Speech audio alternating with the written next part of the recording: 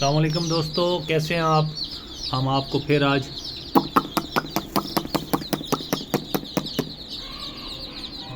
چوزوں سے ملاقات کرواتے ہیں آپ کی۔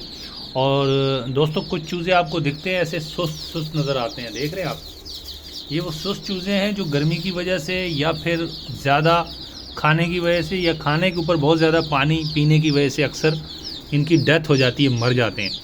تو لہٰذا آپ ایک کام کریں، ایک تو صفائی کا بہت زیادہ انتظام کریں، اس کے ساتھ ساتھ ان کو کھانے اور پانی میں وقفہ دیں، 2 4 4 6 گھنٹے کو وقفہ دیں گے تو یہ بہتر انداز میں پلیں گے بھی، بڑھیں گے۔ تو ایک ساتھ مسلسلی ہم ان کو یہ دیکھتے ہیں کہ اگر ہم ان کے سامنے 8 گھنٹے بھی کھانا ڈالتے رہیں تو یہ چک چک کر کے کھاتے ہی رہتے ہیں۔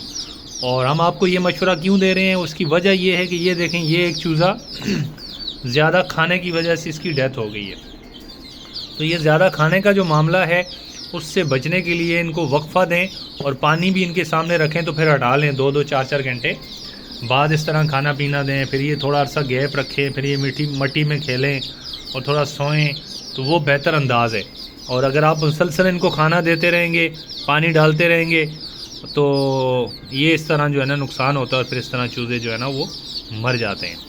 اور بھی کئی وجوہات ہو سکتی ہیں، اور اپنے انجیکشن لگوانے کا خیال رکھیں۔ اگر آپ لوگ باقاعدہ طور پہ فارمنگ کرتے ہیں تو فارمنگ کے حوالے سے آپ جو ہے نا، چاہے آپ انڈیا میں ہیں، سری لنکا میں ہیں، پاکستان میں، افغانستان میں ہیں، یا پھر بنگلہ دیش میں ہیں، کسی بھی کنٹری میں ہیں، آپ ان کی کیئر کریں تو یہ چوزے آپ کے لیے لانگ ٹرم چلیں گے، اور آگے ان کی نسل بھی بڑھے گی اور سارا کچھ ہوگا، ان کی صحت اچھی ہوگی اور یہ کھانے کے قابل ہوں گے، انڈے دیں گے، بچے دیں گے، پھر آپ آگے ان کو سیل آؤٹ بھی کر سکتے ہیں، اور آپ کے بچوں کی خوشیوں کے لیے بھی آپ ان کو پال سکتے ہیں۔ یہ 2 چوزے آپ کو نظر آ رہے ہیں، یہ شتر مرغ کی نسل ہے، شتر مرغ اور مرغی سے ایک نسل دکھائی جاتی ہے، یہ وہ ہیں۔ ٹھیک ہے میرے دوستو، بہت شکریہ میرے دوستو، ہمارے چینل کو لائک اور سبسکرائب کر دیں تاکہ آپ کے پاس اس طرح کی نئی انفارمیشن آتی رہے۔ بہت شکریہ دوستو، السلام علیکم۔